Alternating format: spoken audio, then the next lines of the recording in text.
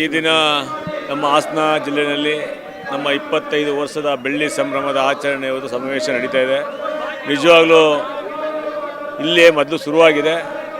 ಏನು ಕುಮಾರ ಪರ್ವ ಶುರುವಾಗ್ತೋ ಅದೇ ರೀತಿಯಲ್ಲಿ ಇವತ್ತು ಜನರೊಂದಿಗೆ ಜನತಾದಳ ಎಂಬ ಒಂದು ಸಮಾವೇಶ, ಈ ಬೆಳ್ಳಿ ಹಬ್ಬದ ಸಮಾವೇಶ ಇದೇ ರೀತಿ ಎಲ್ಲ ಜಿಲ್ಲೆಯಲ್ಲೂ ಸುಧಾ ನಮ್ಮ ಎಲ್ಲ ರೈತ ಬಾಂಧವರಿಗೆ ಮತ್ತು ನಮ್ಮ ಎಲ್ಲ ಸಮಸ್ತ ಜನತೆಗೆ ಇವತ್ತು ಕಾಂಗ್ರೆಸ್ ಸರ್ಕಾರದ ಬಗ್ಗೆ ವಿರುದ್ಧವಾಗಿ ಒಂದು ಮಾತಾಡುವಂಥ ಟೀಕೆಗಳು ಶುರುವಾಗಿದೆ.